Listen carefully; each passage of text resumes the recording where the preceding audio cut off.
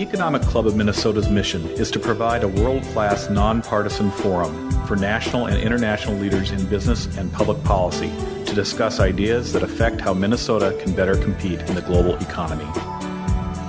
The Economic Club of Minnesota, engaging the world, strengthening Minnesota. Ladies and gentlemen, welcome His Excellency Sauli Niinisto, President of the Republic of Finland.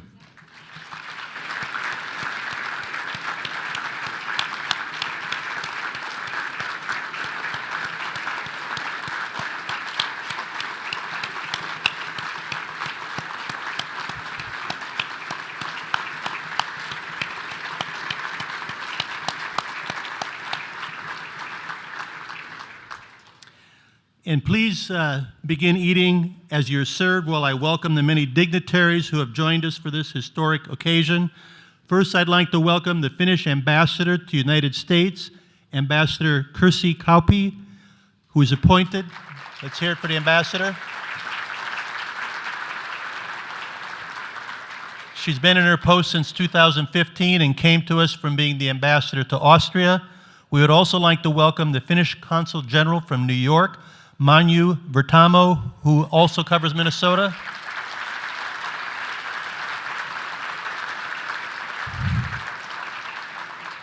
We have many other Finnish officials who have joined the President for his trip, including Secretary General Tanner and his special advisors. Maybe the other Finnish representatives, please stand and we'll acknowledge you.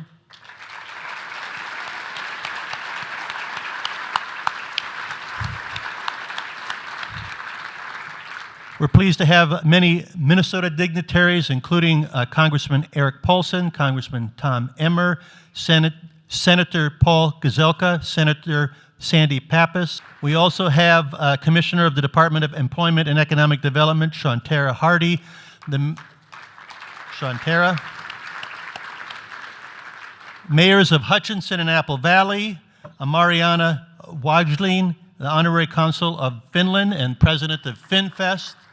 If you guys...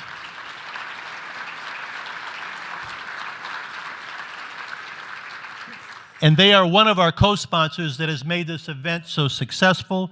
We're also happy to have Gabriel Gerbaud of the Minnesota Trade Office.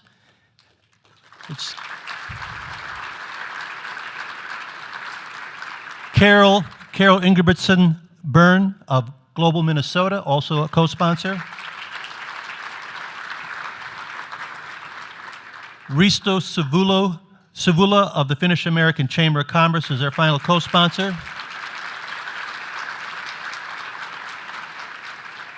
And we're delighted to have so many Finnish companies join this visit, and we hope that you find lots of great opportunities to expand right here in Minnesota during your visit, of course. And we have so many that are here from Finland and Finnish Americans that are part of the larger FinFest USA celebration this weekend. We hope that you enjoy the concerts, the lectures, and other events that are going on. And finally, we would like to thank our wonderful Minnesota sports teams for coming out to honor the President and the strong ties between Minnesota sports and Finland. Dr. Bill McGuire, owner of the Minnesota United Football Club, will come up afterwards, after the Q&A.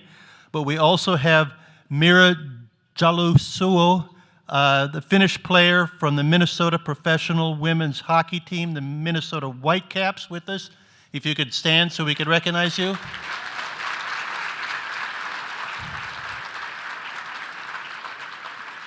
And I'd like to invite now, being from the University of North Dakota, we of course have a special attachment to Zach Parisi, our alum, but he's not Finnish, so he's not here today.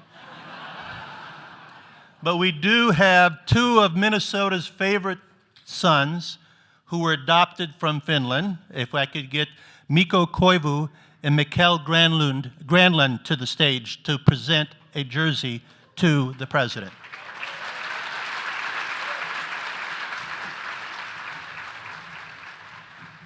So, on behalf of the Minnesota Wild, the whole organization, Mr. President of Finland, we welcome you to Minnesota, the state of hockey.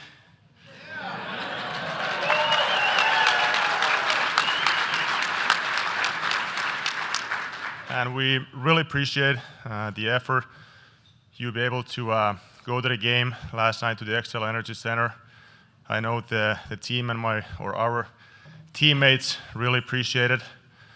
And now they know why Finland also is a big hockey country. And if I remember right, you being a big hockey fan as well. So we're very glad to have you here in the state of hockey in Minnesota. And little gift from the team, a jersey to honor your name. And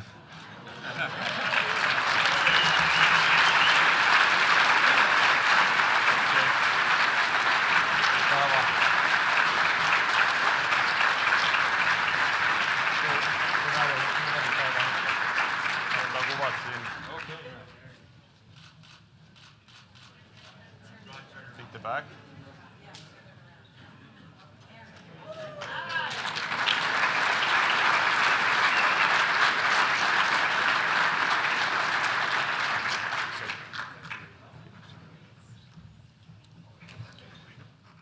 Gentlemen, thank you so very much. It is a real pleasure to receive this very valuable memory. And I will take it with me to the state of ice hockey, Finland.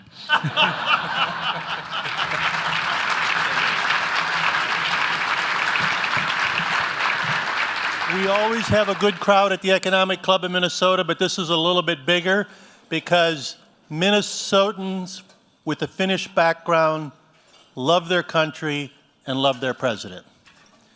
And I grew up in Pequot Lakes, Minnesota. We had Managa in our sports conference, and one of our teachers, Shoblad, was from Managa in Finland, and he told all of us students that unless we wore purple for St. Urho Day, he would not wear green for St. Patrick's Day. And St. Urho is a fictional saint invented right here in Minnesota and named after a Finnish president. To give you some idea of the affection that we have for our Finnish presidents, today's Finnish president has done everything. He comes to us with having been a rural police chief, having been an assistant judge, having been in parliament, the town council, having been minister of justice, minister of finance, chairman of his party, went on to be vice president at the European Investment Bank in Luxembourg, then came back, was the speaker of the parliament in Finland, before becoming president. Of course, with our sports theme today, I would not fail to mention that he was active in sports and was chairman of the Finnish Football Association. And on top of that, he has written 2 books. So very accomplished, a public servant that has done great and wonderful things for his country. And we are honored to have him here on his first visit to Minnesota. Would you all please welcome His Excellency Sauli Niinisto.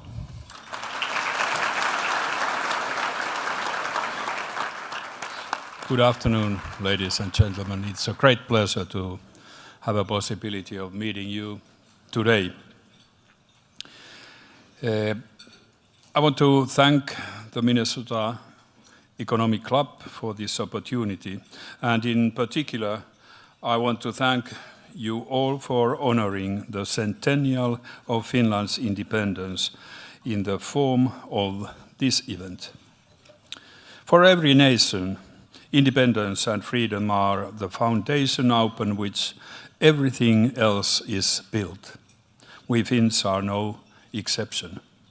Although we rarely boast of our achievements, it is fair to conclude that the first 100 years of our independence have been a success. In 4 generations, we have managed to transform a poor and agrarian country into a modern and vibrant democracy. and into a country that has assumed leading positions in many international rankings. One ranking is especially important for me. For years, Finland has been rated as the world's most stable country. In the current state of world affairs, this is a great value.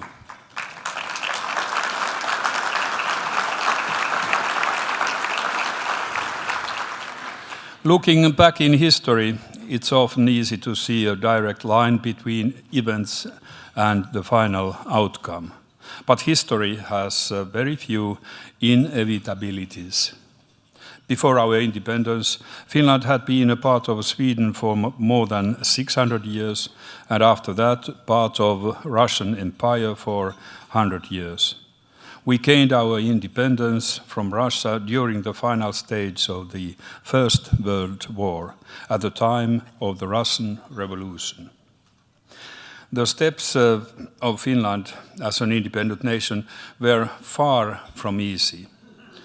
Almost immediately, we descended into a civil war with brother rising against brother. After the war, the Finns had the wisdom to start healing the wounds quickly. Democracy and equality were used as tools to unify the nation. Almost everyone began to feel as if they were part of the nation. Keywords included trust and responsibility that resulted to the emergence of what I have called participatory patriotism.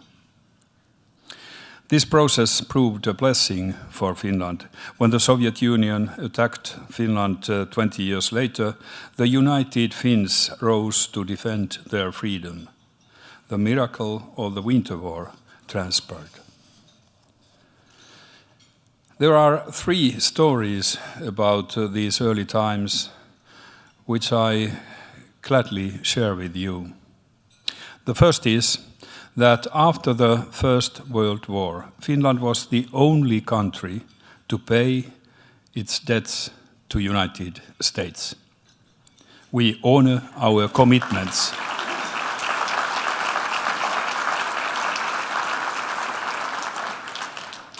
The second is how, during the Second World War, Finland was the only European country that fought the Soviet Union that was not occupied. We cherish our independence. Thirdly, ever since Second World War, our foreign and security policy has been aimed at ensuring that there will never be no Third World War.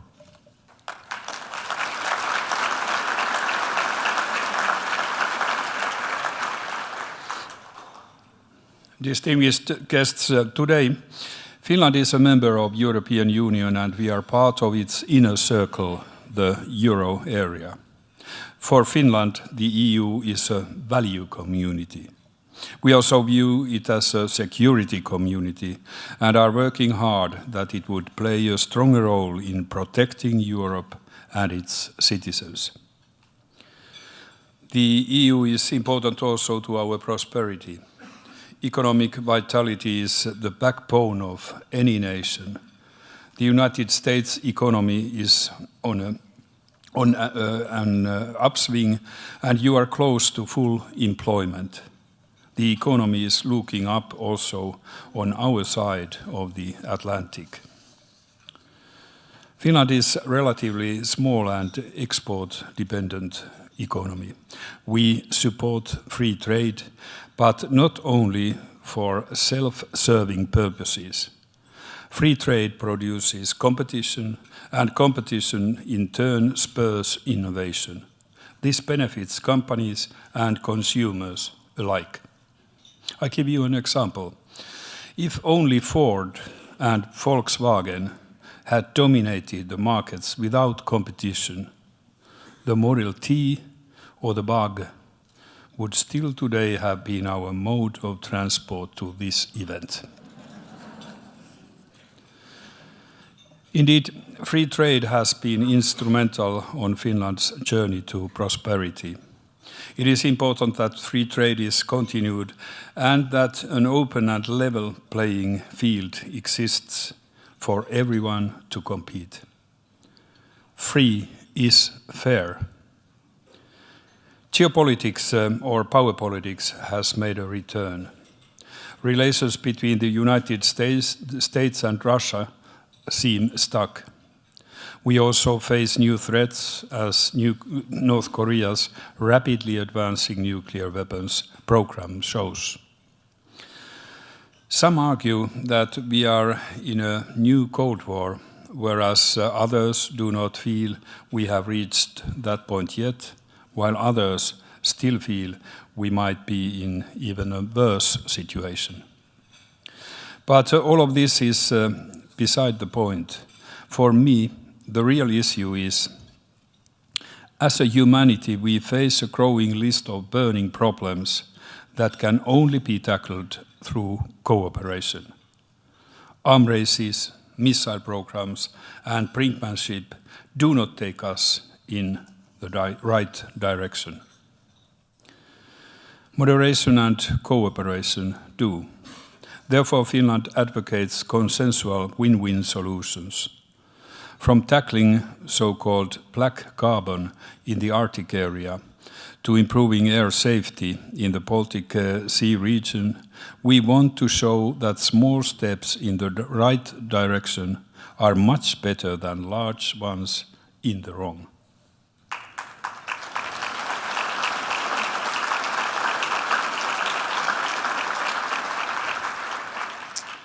Moderation and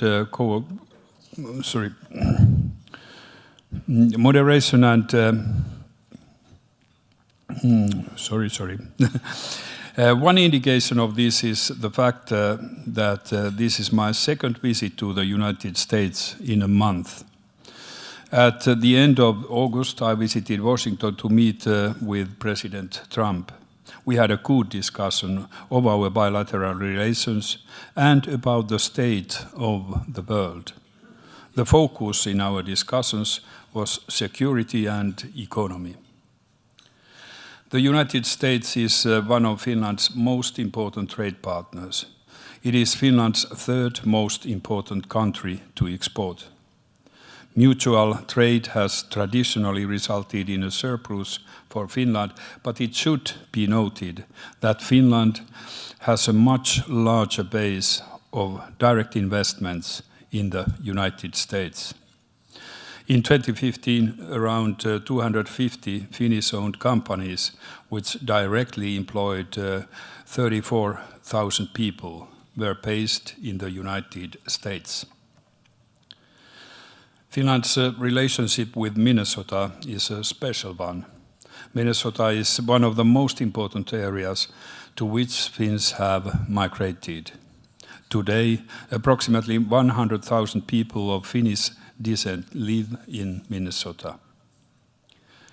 At the beginning of the 20th century, people moved to the United States predominantly to work in industry and forestry, in traditional manual labor.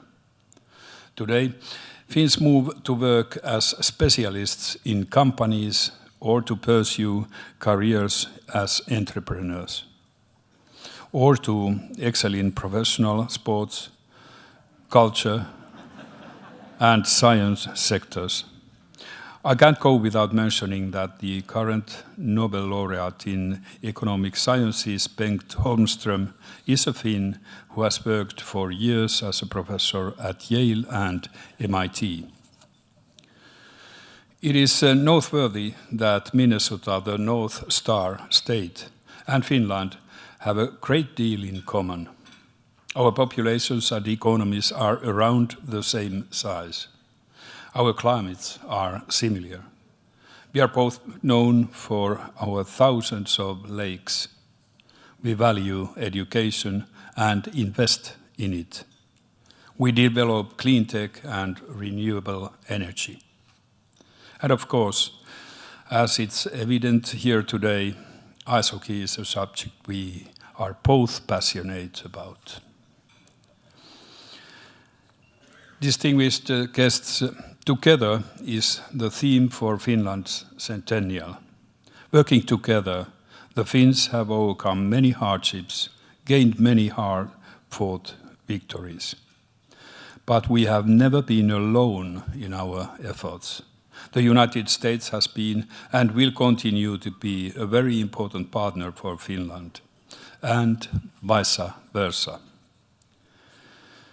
We are not here only to celebrate Finland's independence and good relations between Finland and the United States, but also the strong friendship between Finland and Minnesota. We are striving to attain the same values and virtues for the better world. I thank you for this opportunity to speak here today.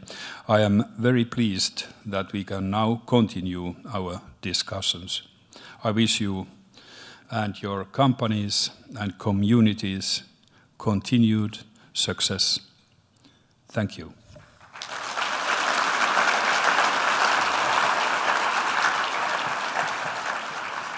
Thank you, President Niinisto. I'm Tim Penny, along with my friend Mark Kennedy, the co-founder of the Economic Club of Minnesota. We cannot think of a better way to start the 10th anniversary season of our club here in Minnesota than to have you here with us celebrating the 100th anniversary of your nation's independence. So thank you for making this trip and being a special part of our day today. Thank you for arranging this. I think it's automatically on. Okay, thank you very much. It's a great honor for me and my team to have a possibility of discussing with you and visiting Minneapolis. And this is one of the largest audiences we've ever drawn for our economic club. We always draw a huge crowd, but this is probably the second largest. Okay. But, you know, depending upon who's counting, it might be the largest. Yes, and in every case I was looking around, it's most qualified.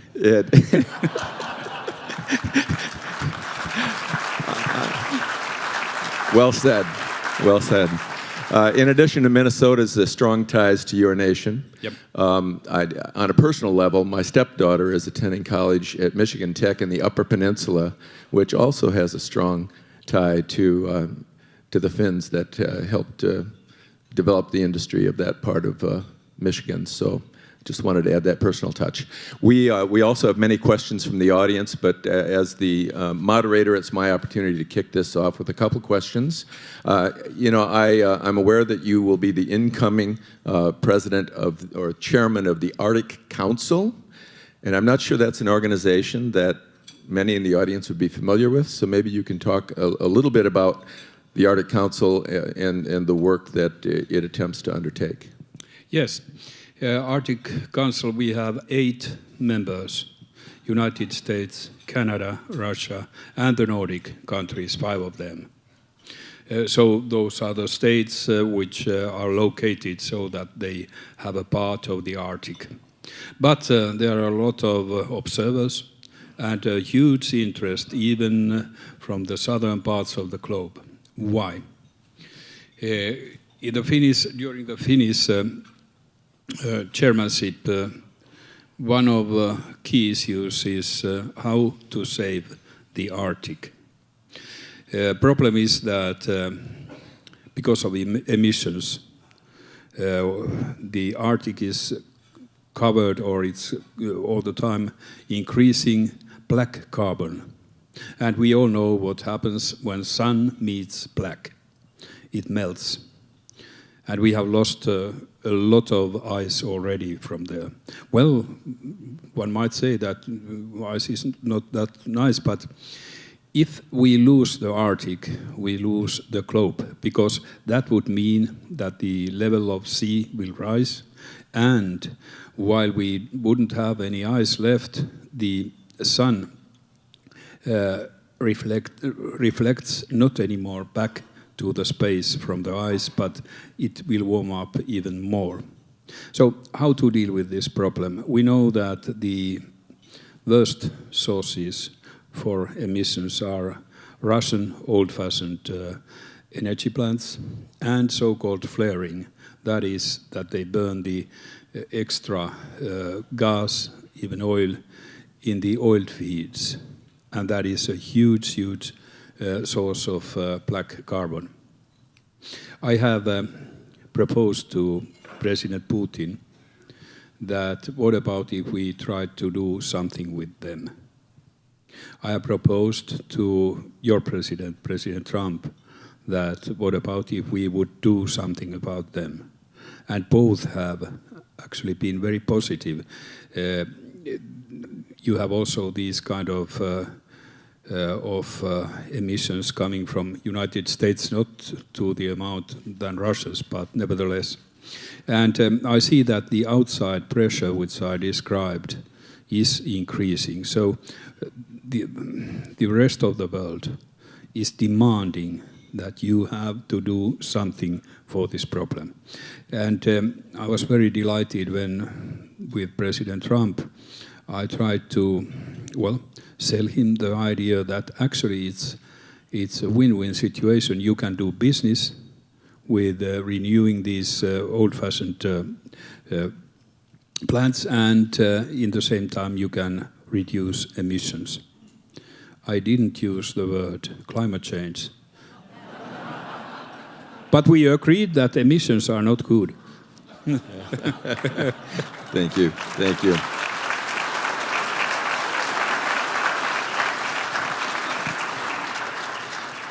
I know one area of strong concern for you is your involvement with the UN's He for She campaign.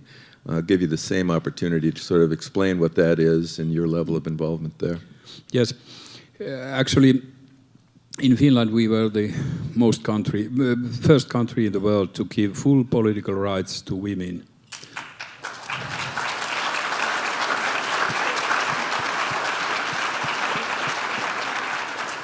That took place 110 years ago.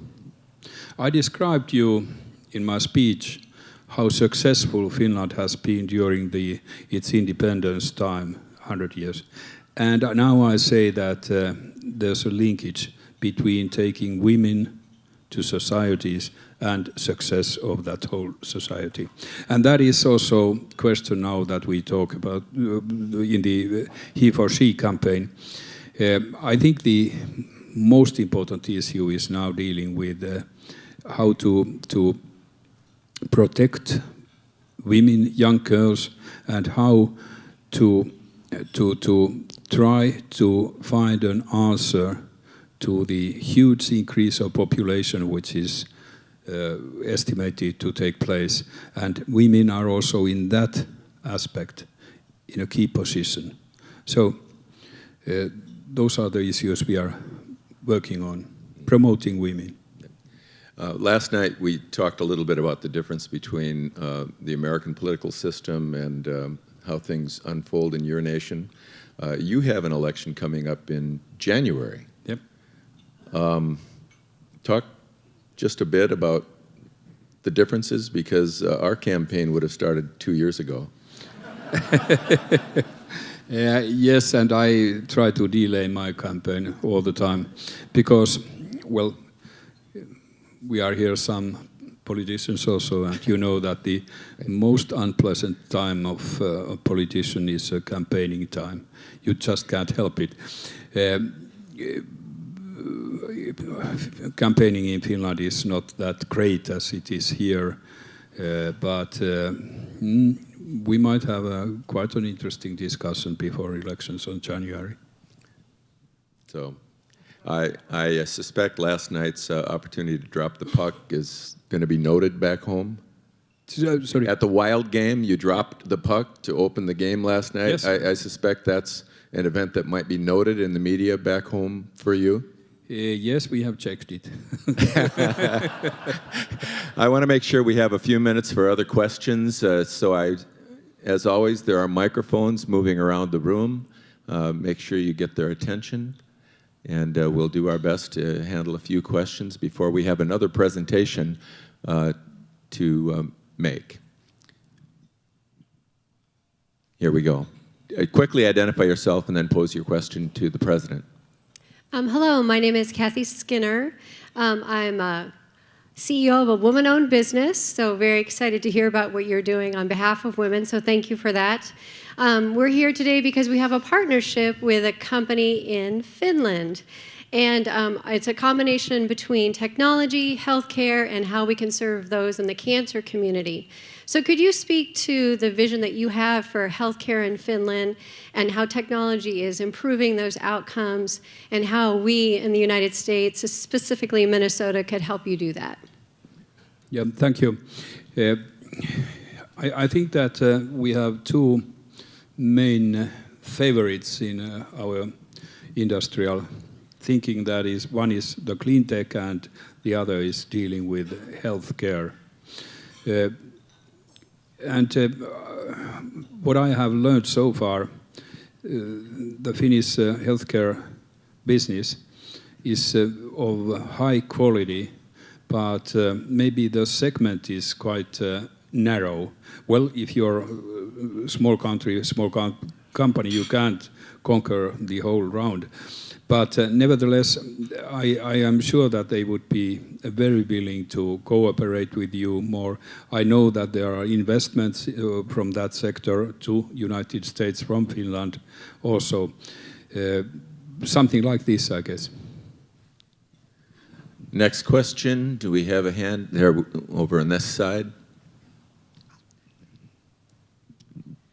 I'm Mary Curtin at the Humphrey School of Public Affairs here in Minneapolis, and I wonder, with all the tension between Russia and some of Western European and the United States, is there much debate in Finland over the idea of joining NATO, or is Finland pretty set on sort of staying where it is right now? Thank you. Thank you. Actually, the Finnish government in its program says that Finland keeps open the possibility of applying membership to NATO, but it's not under preparation at the moment. What comes to the relation Russia-West, like I usually put it, I think there are, however, elements to go further with dialogue. Like I said, I often meet also President Putin. I met him 2 months ago, and my estimation was that he was somehow more cooperative towards European Union, maybe towards USA also, than in earlier times. Why? Well, you always have to ask why if you notice some change in behavior of the Russians, but nevertheless, there's clearly, and he made just a week ago a proposal of taking the UN peacekeepers to Ukraine, even if it might be tricky. Nevertheless, it has to be taken seriously, like it has been taken seriously. So maybe it's possible to calm down this feeling a bit. To NATO, our neighbor, Sweden, is in a similar position as we are. And I would say that in both countries, but more of that in Finland, there is not enough support amongst people to join the NATO, not at this moment. And to be straight here, we are, in a way, if you want to put it that way, compensating it by having a very keen cooperation, military cooperation with Sweden, with European Union, with our enhanced NATO partnership, and directly with USA. And I guess that the Finnish opinion, public opinion, is that, well, we are safe enough at the moment if things don't change very badly. There may be time for one more question from the audience. We are on a bit of a tight schedule today. There's a press conference to follow, so please announce yourself and ask your question. My name is Kaisa Taipale, and I'm with the School of Mathematics at the University of Minnesota. But I actually have a follow-up question in some sense. Russian activities in cyberspace and social media have really influenced the discussion in the US. How is Finland dealing with similar problems and maintaining civil society in the face of concerted social media activities by the Russians? First, according to studies, 75% of Finns answer that they are ready to defend their country. And that is far most the highest figure in Western world. What has it to do with social media? It has a lot to do with social media because hybrid warfare, cyber, social media, misusing truth or forcing it, they are the new forms of warfare. And every single citizen actually is a kind of a defender of his or her country, at least between his ears. What he accepts, what he doesn't, or she. And now I go back to the figures, 75% of Finns are ready to defend their country. Add to that we have had some difficulties during the centuries with Russians. So Finns don't believe. That is the answer. It's almost impossible to put any propaganda in Finnish heads. I want to bring forward now Bill McGuire for a special presentation. As you know, Dr. McGuire is retired CEO of United Health Group, and he's responsible for bringing professional soccer to Minnesota. Minnesota United FC began play this year, and like the Wild, has a player from Finland, Rasmus Schuler. However, as evidence of the strong ties between Minnesota and Finland, Rasmus is currently in Finland on loan to a Finnish team and couldn't join us today, but we do have Bill McGuire. Bill.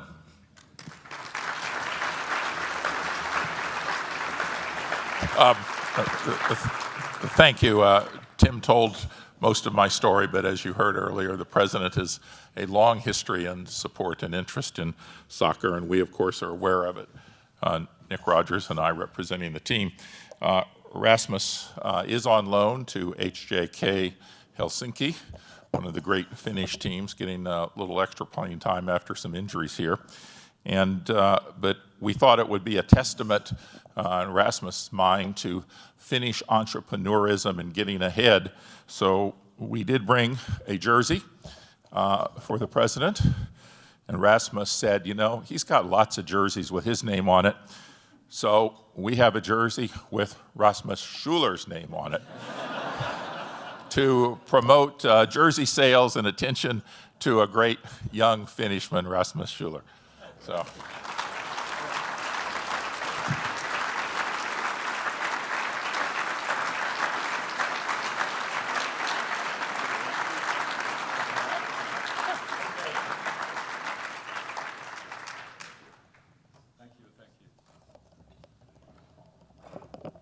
Thank you very much. I just want to tell to you that we really need Rasmus in Finland.